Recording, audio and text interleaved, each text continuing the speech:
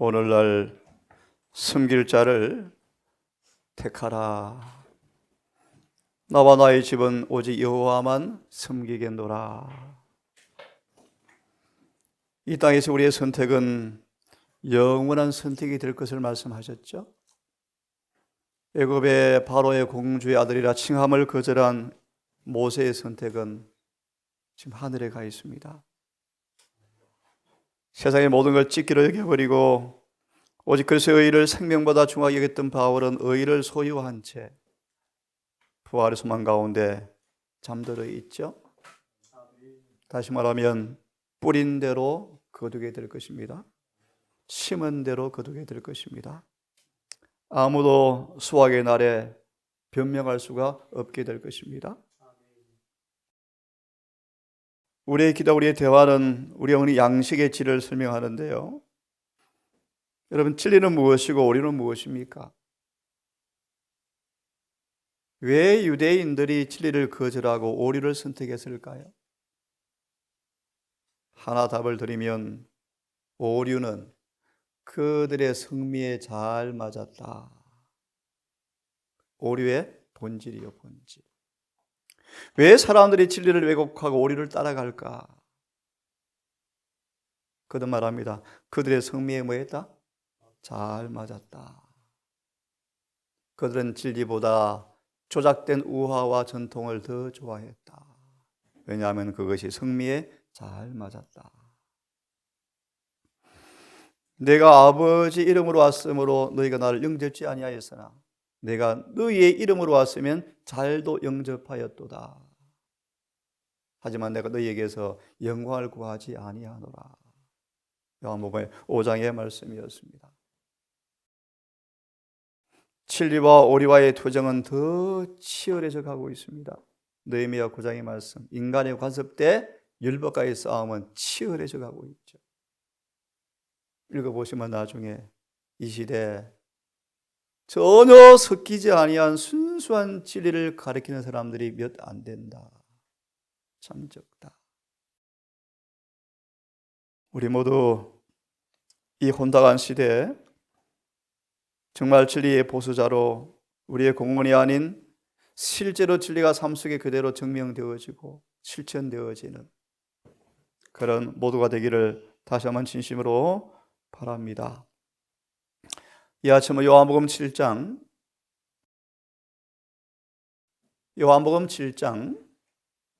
몇 구절을 본 다음 시대의 소망 49장 초막절에서부터를 함께 묵상하도록 하겠습니다. 눈물 없이는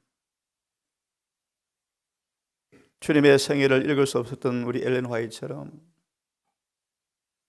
살아있는 하나님 말씀이 되어서 성경 구절 구절 하나하나가 여러분 속에 생명으로 능력으로 큰 권세로 읽혀지고 마음에 영접되어지기를 진심으로 바랍니다. 이후에 예수께서 갈릴리에서 다니시고, 왜냐하면 유대에서 다니려 하지 아니하심은, 왜냐하면 유대인들이 예수를 죽이려 함이더라. 요한복음 1장의 주석의 말씀, 이 땅에서 그분은 안전한 곳이 한 군데도 없었다. 그는 살기 위해서 이곳 저곳으로 도망 다녀야 하셨다. 2절의 말씀은 오늘 본문의 말씀입니다. 유대인의 명절인 초막절이 가까운지라. 조금 이따 보도록 하겠습니다. 요셉의 아들들이, 그 형제들이, 요셉의 아들들이 예수께 이르되 당신의 행하는 일을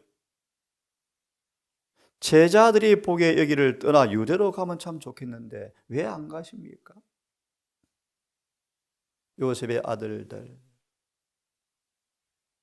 묵상할 주제입니다. 4절은 요셉의 아들들의 속성을, 그들의 본질을 잘 설명합니다.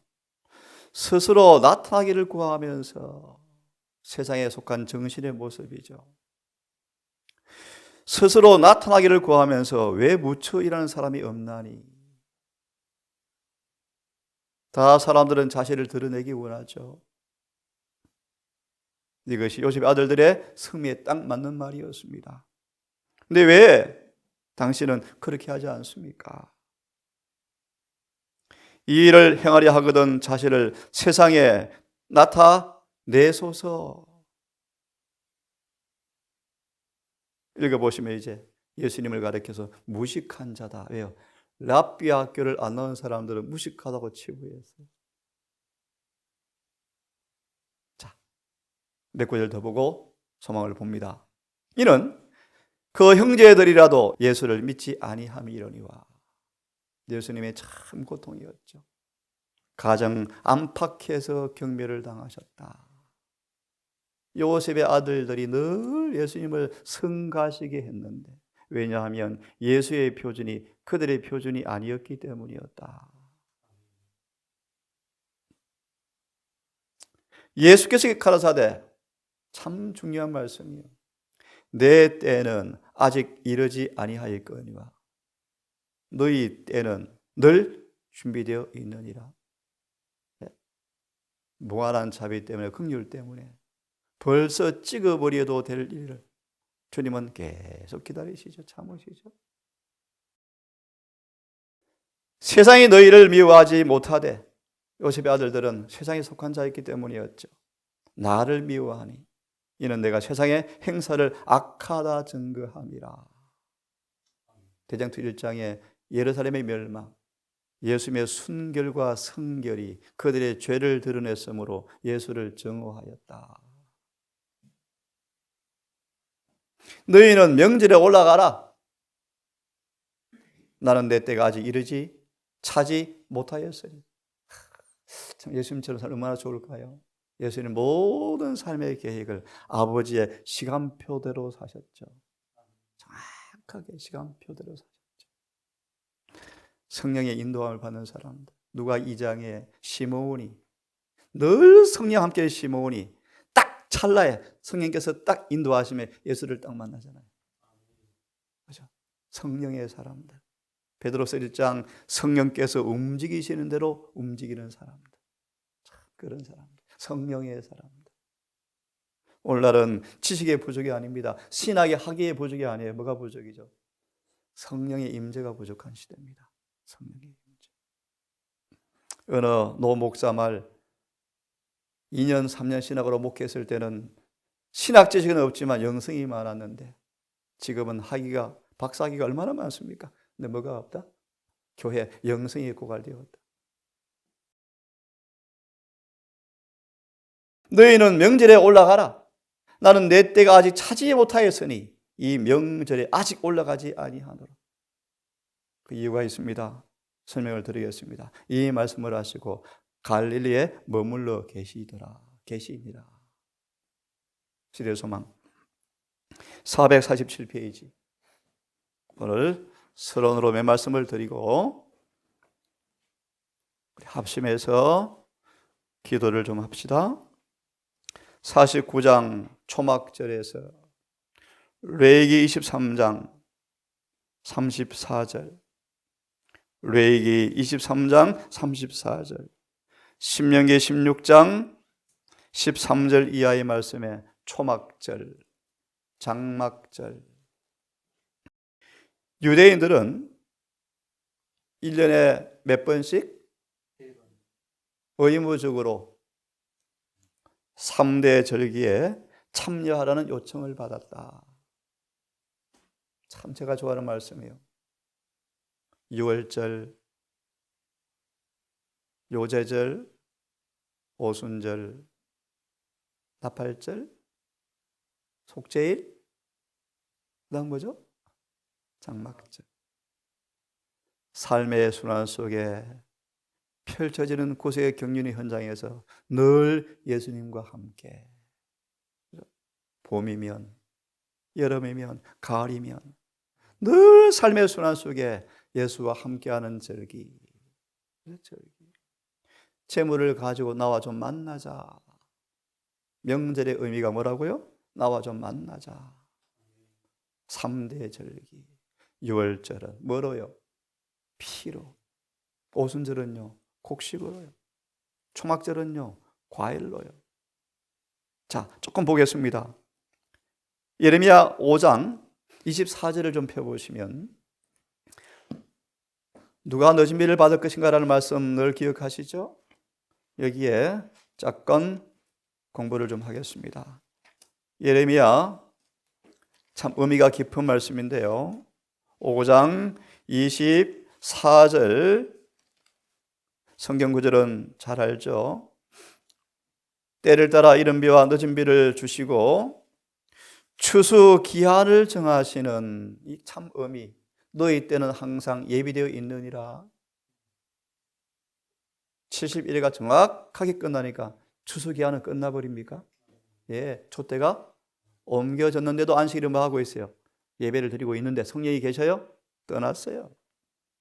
떠났어요. 자, 5장 24절을 뭘 보고 싶으냐 하면 한번 펴보십시오. 추수기한이라는 제목이 있습니다. 추수기한. 5장 24절. 유대인들 1년에 3번씩 절기에 참여하도록 요청받았는데 무언가를 조금 보려고 합니다. 5장 24절의 주석에 추수기한이라는 부분을 주석해 놓았죠. 이 추수기한을 아마 6월절과 오순절 사이에 7일을 말하는 것 같다. 일단 뭐 중요하지 않은 말씀이고요. 이 기간에는 비가 오지 않았으므로 곡식을 거두는데 별 어려움이 없이 추수하였다. 추수 가까울 때 자꾸 비가 오면 어떻게 됩니까? 힘들어요. 그렇죠? 그런데 사무엘 시대에는 밀수확 시에 비가 막 내렸죠. 무슨 사건이죠? 왕을 택한 죄가 얼마나 중한 줄을 주님께서 뭘 주셨어요? 비 안 올 시기인데 비를 주심으로 천둥 먹이가 치니까 뭐예요? 그들이 막 두려워 떨었던 얘기죠. 그 얘기하는 겁니다. 희귀한 비 때문에 이스라엘 백성들이 공포에 떨었다. 이걸 보려고 폈습니다. 유대인의 3대 절기는 이상하게도 들어보세요. 3대 수확기와 일치하고 있다. 6월절은 뭐요? 보리 수확기. 오순절은요? 밀 수확기. 이제 볼 말씀 초막절은요? 예. 다 추수와 관련되어 있다. 그래서 유대인들은 이 3대 절기를 지키도록 뭐 하셨다? 뭐 하였다? 요청받았다. 그러면 레위기 23장을 펴서 초막절의 의미를, 정말 중요한 말씀입니다. 한번 봅시다. 레위기 23장 33절부터 이하의 말씀인데 34절만 읽어보겠습니다. 이스라엘 자손에게 고하여 이르라. 며칠은? 7월 15일이 언제 뭘 지났습니까? 이제 7월 10일 대속죄를 지낸 지 며칠 안 되었죠? 5일이 지난 다음 이제 7월 15일. 그렇죠?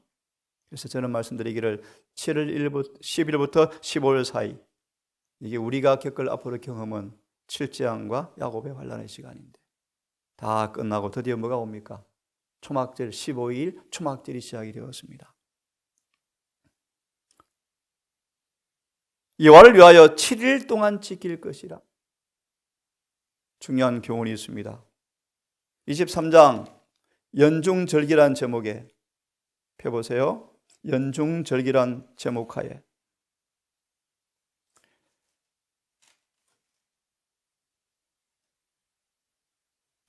세 번째 문단에 보시면 그달 14일에 유월절을 지켰는데 뵀죠? 그 다음 문단 6월절에 이어서 7일 동안 무교절을 지키고 그 다음 문단 50일째 되는 날 오순절이었는데 그 다음 문단 7월에는 초막절 곧 수확의 절기가 있었다. 이 절기는 그 다음 문단 가장 기뻐하는 절기였다. 네? 시간 관계상 생략하고요. 초막절에는 기념하는 의미 외에 표상적 의미도 있었다. 참고로 유월절, 요제절, 오순절, 나팔절, 대속죄일이 구약에 예언된 행사된 그 문자 그대로 신약시대, 우리 시대 그대로 이루어지고 있나요? 이루어졌고 이루어지고 있죠. 뭐만 지금 남았습니까? 우리 앞에 초막절만 남아있는데요. 들어보세요. 초막절에는 기념하는 의미 외에 표상적 의미도 있는데 그것은 과거의 광야 생활을 기념할 뿐 아니라, 그 다음 보세요. 수확의 절기로서 땅의 열매의 수확을 경축하고 추수하는 주인께서 가라지를 모아 불태우고 알곡은 곡간에 모아 드리기 위하여 추수꾼을 보내시는 최후의 수확의 날을 예표하였다. 네? 그때 가면 수확의 날 언젠가를 보십시오. 그때 악인들은 모두 멸망을 당할 것이다. 언제를 예표하죠? 재림의 날. 초막절은 그분의 재림을 통하여 시작되어서 하늘에 가서 지킬 절기예요. 그렇죠? 최후에 뭘 예표한다고요? 수확의 날. 그럼 어떤 일이 생길 것이라고요? 악인은 멸망을 당하는 날이에요. 언제입니까? 재림 때죠. 본래 없던 것 같이 될 것이다. 온 우주의 모든 음성이 울려 퍼지는데요. 그 다음 건너뛰어서요. 이스라엘 백성들은 초막절에 그들을 애굽의 종살이에서 구원하고 광야 순례 생활 동안 친절히 돌봐주신 하나님의 은혜를 회상하고 그분을 찬양하였다. 또한 그들은 대속죄의 의식을 행한 직후에, 중요한 말씀이요, 사죄와 간합하심을 입은 것을 인식하고 기뻐하였다. 참 중요한 구절이죠. 그처럼 이제 여호와의 구속받은 자들은, 구속이 끝났습니까? 피조물이 다 이제까지 탄식하며 고통하는 저주 속박에서 영원히 구원 얻어, 무슨 의미를 내포하죠? 우리 몸까지 호련히 변화된 걸 시사하고 있죠. 그죠? 바울이 뭘 탄식합니까? 몸의 장막 때문에 탄식하잖아요. 장막을 빨리 벗고 싶어 하잖아요. 그죠? 부활을 의미하기도 하는데요. 탄식하며 함께 모일 때, 하늘 가나안에 모일 때 다 할 수 없는 즐거움과 충만한 영광 중에 기뻐할 것이다. 이게 어떤 절기라고요? 초막절, 초막절. 그때 인류에 대한 그리스도의 대속 사업은 완성되고 인류의 죄는 영원히 도말될 것이다. 이게 초막절의 의미를 우리에게 보여주고 있습니다. 그러면 성경 구절 하나 두 개만 보고 오늘 마무리하고요, 차차 요한복음 7장 전체 본문을 중심으로 함께 공부하도록 합시다. 자, 448페이지 시대의 소망, 447페이지 마지막 문단에 관계된 성경 구절 하나만 보고 마치려고 합니다. 초막절은 1년 중 마지막 모임이었다. 속죄일이 뭐였어요? 끝났죠. 끝나고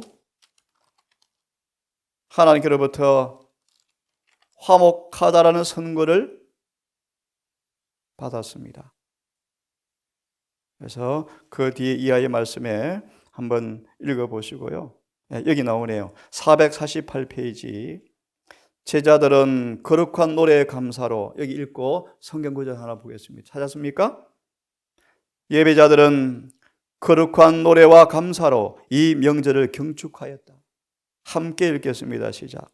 이 절기에 조금 전에 대속죄일이 있었는데 백성들은 그들의 죄를 자백한 후 하나님과 화목하게 되었다는 선언을 받았다. 그리하여 뭐가요? 기쁨의 잔치를 벌일 길이 준비되었다. 골로새서 1장 한 말씀만 보고 마무리합시다. 화목하게 되었다는 뭘 받았다? 선언을 받았다. 그래서 지성소의 자리를 무슨 자리요? 화목의 자리, 자비의 자리, 긍휼의 자리. 골로새서 1장, 이제 영원히 하나님과 더불어 화목하게 되었다 라고 선언받아서 그 너무 기뻐서 즐기는 절기가 뭐라고요? 초막절인데, 골로새 1장 화목의 의미가 뭔가를 좀 설명해 드리고 마치려고 합니다. 펴셨죠? 21절 22절만 읽습니다. 시작.